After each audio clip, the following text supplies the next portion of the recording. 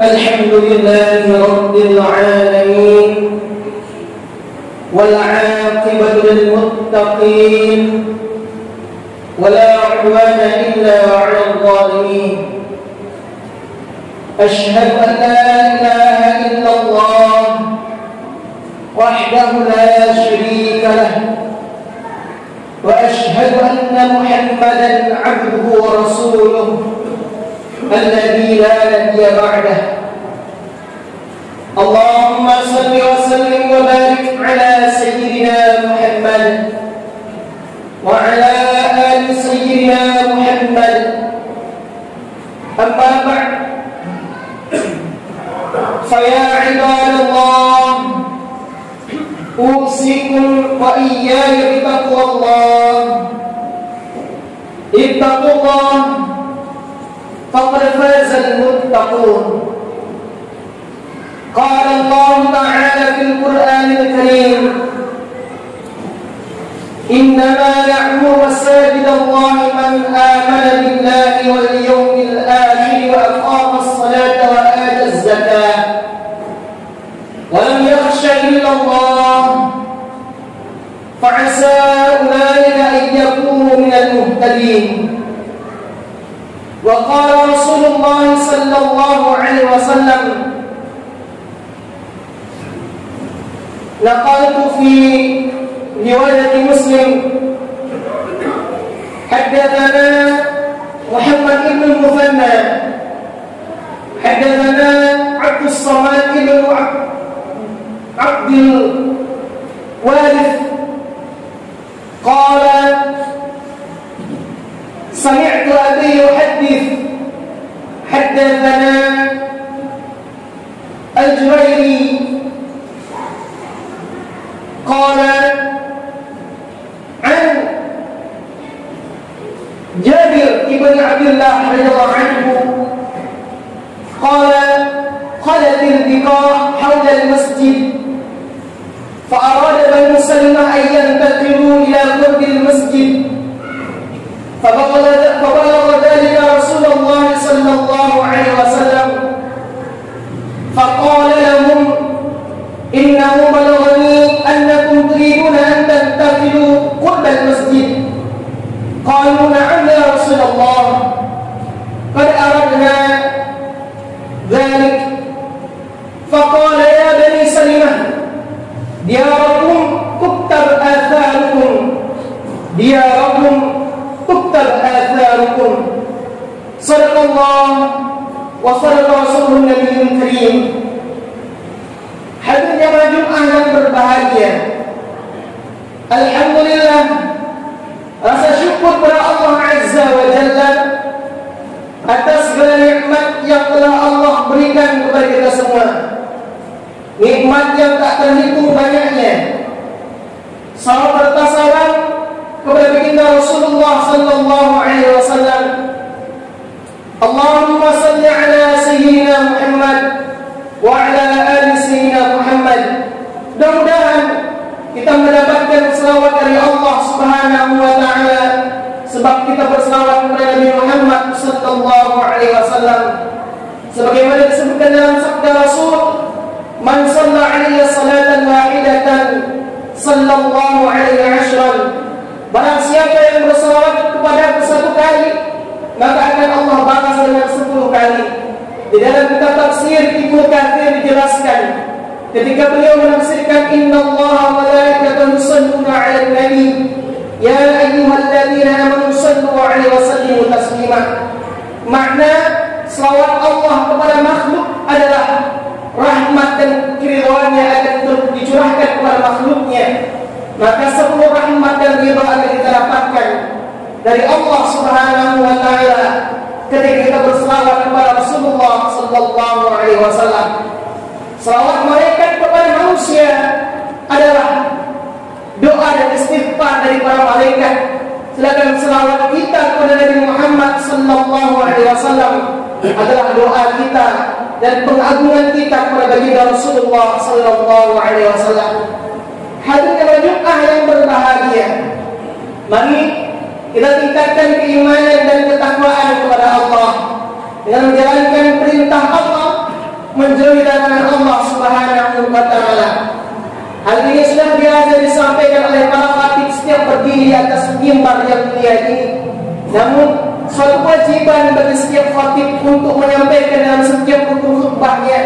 bahwasanya bertakwa itu harus selalu menjadi identitas kehidupan kita sehari-hari.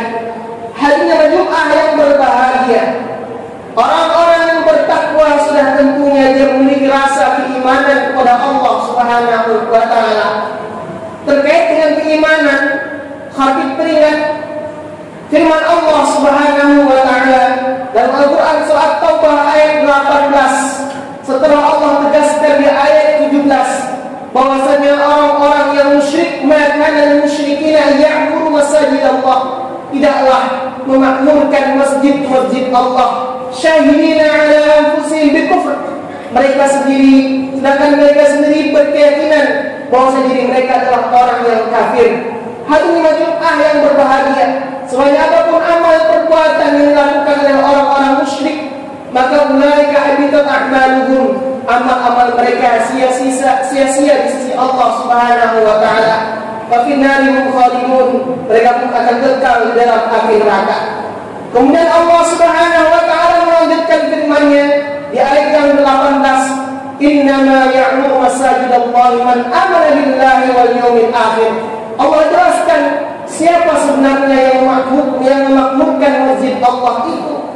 Allah jelaskan innama ya'muru masajidallah, sesungguhnya orang-orang yang memakmurkan masjid Allah itu hanyalah orang-orang yang beriman kepada Allah dan hari kiamat, man amana billahi wal yawmil akhir. Kemudian setelah orang yang beriman kepada Allah dan hari kiamat, siapa lagi? Yaitu orang-orang yang mendirikan salat dan menunaikan zakat, wa aqamas shalah wa ataz zakat. Siapa lagi? Wa lam yakhsha illallah, dan orang-orang yang hanya takut kepada Allah Subhanahu wa taala. Bagaimana nasib mereka nanti di akhirat? Fa'asa ulaika yakunu minal muhtadin, maka Allah sebutkan mudah-mudahan mereka tergolong kepada orang-orang yang mendapatkan hidayah. Hadirin Jumat yang berbahagia, kembali kita buka kitab tafsir, baik kitab tafsir Ibnu Katsir maupun kitab tafsir yang ditulis oleh Imam Qurtubi. Dijelaskan bahwasannya kenapa orang-orang yang beriman kepada Allah Subhanahu wa taala itu identik dengan sikap yang selalu mencintai masjid. Karena Rasulullah sallallahu alaihi wasallam menyebutkan dalam riwayatnya, "Idza ra'aitumur rajula", kalau kalian melihat seseorang ya'tadil masjidah, biasa ke masjid, fa'ashhidu lahu bil iman, saksikanlah bahwa dia adalah seseorang yang beriman. Dalam riwayat ini disebutkan, "Idza ra'aitumur rajula ya'tadil masjidah", apabila kalian melihat seseorang yang biasa ke masjid, fahassinu bihizzan, maka berbaik sangkalah kepadanya.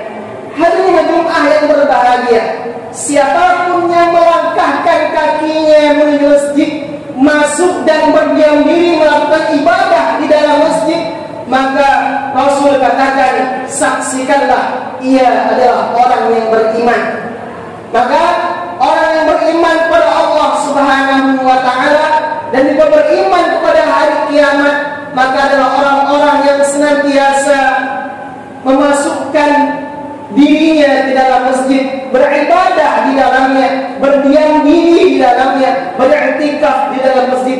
Bahkan dia sisihkan sebagian dari hartanya untuk kemakmuran masjid. Bahkan lagi dia jadikan masjid tidak hanya tempat ibadah, tempat sholat, tapi dia jadikan masjid sebagai tempat menuntut ilmu. Ini juga termasuk dari bagian memakmurkan masjid, sebagaimana yang tercantum penjelasannya dalam kitab tafsir Al-Khazin. Hadirin Jumat yang berbahagia, maka jadilah orang-orang yang beriman kepada Allah dan kepada hari kiamat. Kenapa disinggung orang-orang yang beriman kepada hari kiamat termasuk orang yang memakmurkan masjid?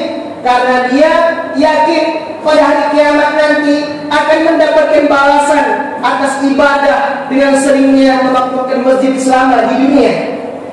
Di dalam riwayat yang lain disebutkan bahwasanya orang-orang yang memakmurkan masjid adalah ahlullah, keluarganya Allah. Di dalam riwayat yang lain disebutkan bahwasanya masjid itu adalah baitullah, rumah Allah. Maka hak Allah lah memberikan balasan dan ganjaran kepada orang-orang yang senantiasa memakmurkan dan menziarahi masjid. Hadirin Jumat yang berbahagia, Makanya hadirin yang dimuliakan oleh Allah Subhanahu wa taala, orang-orang yang biasanya di masjid tentunya mereka akan melakukan sholat di dalamnya, baik sholat tahiyatul masjid dan sholat sunnah dan lainnya, tentunya terutama sholat 5 waktu sehari semalam.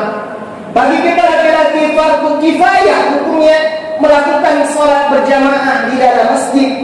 Maka dalam ayat disebutkan, barang siapa yang bertetangga rumahnya dengan masjid, namun dia sholat tidak di dalam masjid, maka sholatnya tidak sempurna. La salata li jaril masjid illa fil masjid. Tidak sempurna sholat seseorang yang rumahnya bertetanggaan dengan masjid kecuali dia lakukan di dalam masjid. Ini mazhab yang kita ikuti. Di luar mazhab kita, mazhab Syafi'i, memaknai la salata, tidak sah. Bahkan ada ulama yang memaknai hadis ini tidak sah sholat orang yang rumahnya berdekatan, bertetangga dengan masjid kalau tidak dilakukan di dalam masjid. Hanya Jum'ah yang berbahagia, tapi ini merupakan mazhab di luar mazhab Syafi'i. Kalau ada orang yang rumahnya berdekatan dengan masjid tapi dia lakukan sholatnya di dalam rumah, maka sholatnya tidak sempurna. Ma'asyiral muslimin jemaah Jum'ah yang berbahagia, khatib teringat firman Allah Subhanahu wa taala dalam Quran surah Yasin yang biasa kita baca setiap malam Jumat. Kalau pegawai SKPK biasa membaca setiap Kamis pagi, apa kata Allah Subhanahu wa taala dalam firman-Nya? Inna nahnu nuhyil mauta wa naktubu ma qaddamu wa atharahum wa kulla shay'in ahsaynahu fi imamin mubin. Sesungguhnya kami hidupkan orang yang mati. Maksudnya, apakah orang yang sudah meninggal dia dapat hidup kembali di dunia? Tentu tidak. Maksud kami hidupkan kembali orang yang mati adalah ketika telah dunia ini hancur berganti dengan akhirat, maka pada hari kiamat nanti orang-orang seluruhnya akan dihidupkan oleh Allah Subhanahu wa taala kembali, dibangkitkan oleh Allah pada hari kiamat. Hadirin jemaah yang berbahagia, ada juga ulama tafsir mengatakan maksud inna nahnu nuhyil mauta, orang-orang yang hatinya telah mati maka dapat Allah hidupkan kembali hatinya dengan memberinya hidayah.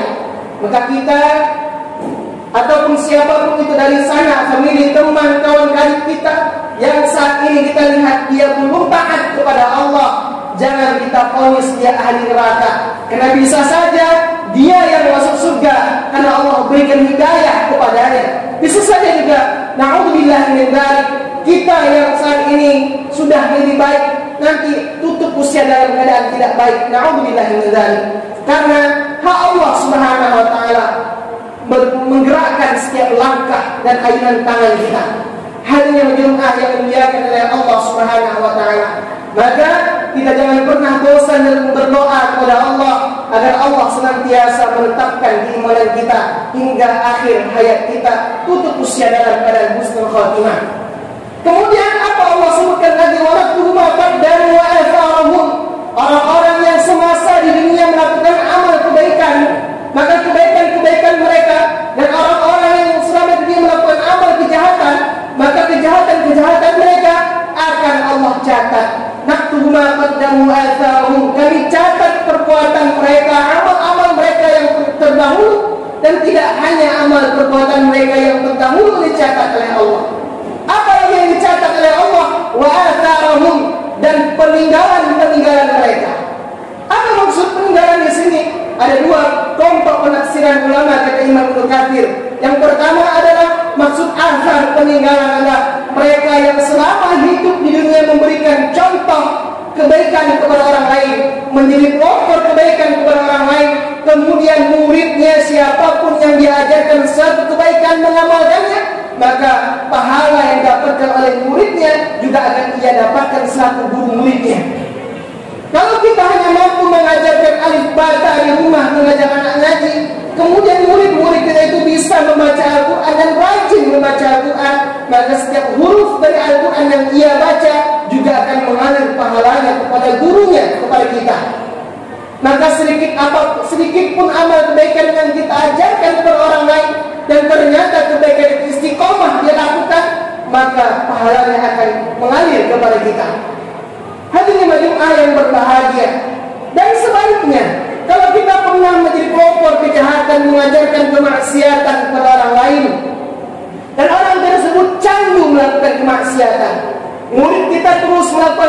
kemaksiatan yang kita ajarkan, maka terus mengalir dosanya kepada kita selaku gurunya. Na'udzubillah min dzalik. Kemudian penafsiran yang kedua ada yang mengatakan maksud athar di sini adalah orang-orang yang kathrul khuta, banyak langkah, baik langkah menuju ketaatan maupun langkah menuju kemaksiatan. Kalau dia langkahkan kakinya menuju ketaatan, salah satunya menuju masjid, karena tema kita pada hari ini adalah mengenai masjid, maka setiap langkahnya dihitung sebagai ketaatan oleh Allah Subhanahu wa taala. Karena besarnya pahala, banyaknya kebaikan yang akan didapat dari setiap langkah ketaatan yang kita lakukan, makanya Banu Salimah tergiur dengan sebidang tanah yang kosong di masjid, yang kosong di samping masjid, yang sebagaimana kita bacakan dari riwayatnya. Apa kata Banu Salimah? Apa yang disebutkan dalam riwayat tersebut? Khatib tidak membaca lagi sanadnya. Dari Sa'id disebutkan bahwasannya dari Jarir bin Abdullah radhiyallahu anhu, beliau berkata, apa kata Jarir? Khalatil biqa' haulal masjid. Ada sebidang tanah yang kosong di sekitaran masjid. Farada Banu Salimah ayyan takilu ila qurban masjid.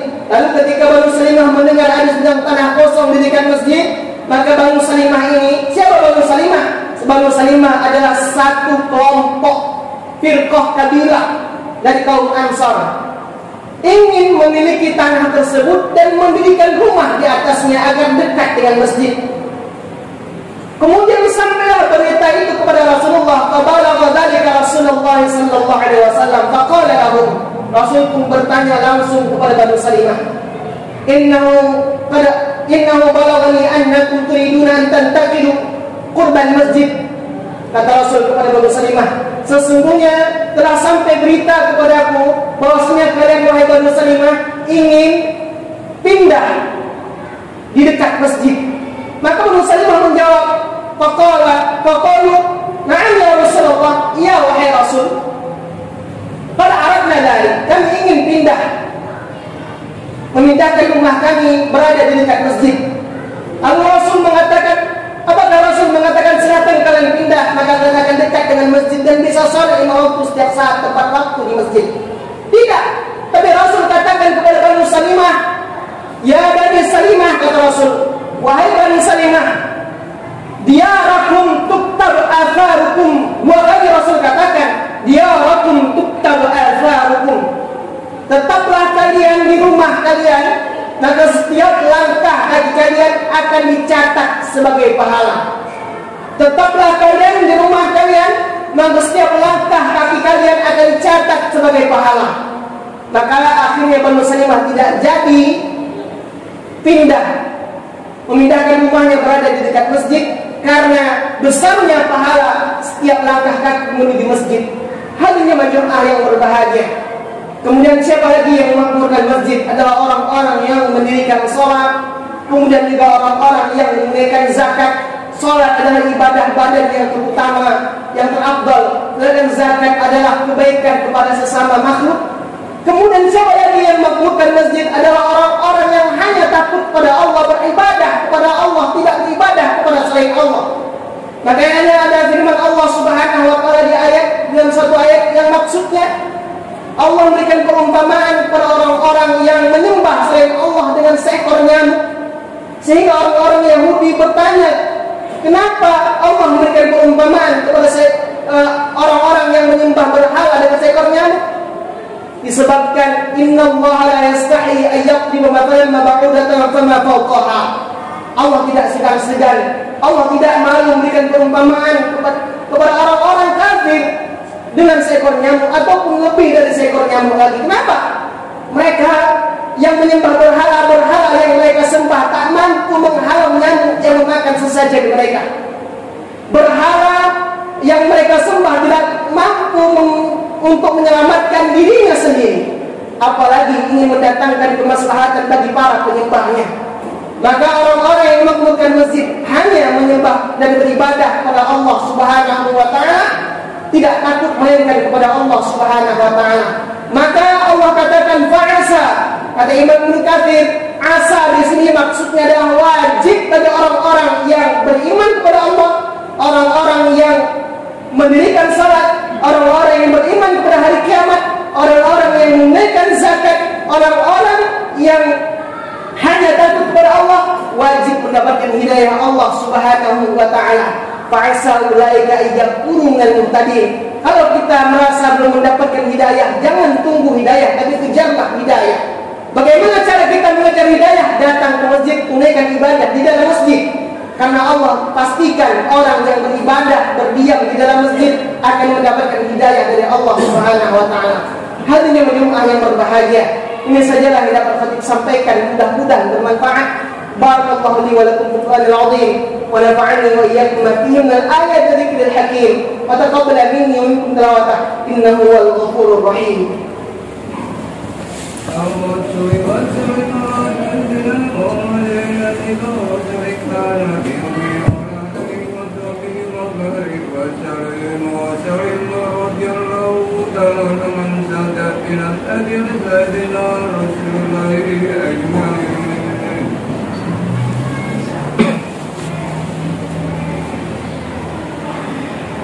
Alhamdulillah bani'il hadi ila bayani mani'ir rasyadi amadda al-banuha wa rasama syamsal bayani fi suduril ulama. Asyhadu an la ilaha illallah wahdahu la syarika lah wa asyhadu anna Muhammadan 'abduhu wa rasuluhu alladzi la nabiyya ba'dah. Allahumma salli wa sallim wa barik ala sayyidina Muhammad wa ala ali sayyidina Muhammad. Amma ba'd. Fa ya ibadallah, usikum wa iyaya bi taqwallah.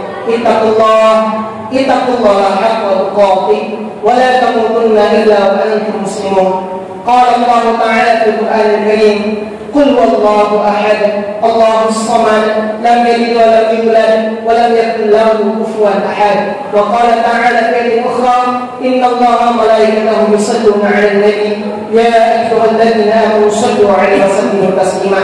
Allahumma ighfir lil muslimina wal muslimat والمؤمنين والمؤمنات الأحياء منهم والأموات برحمتك يا أرحم الراحمين. اللهم إنا نسألك الهدى والتقى والعفاف والغنى.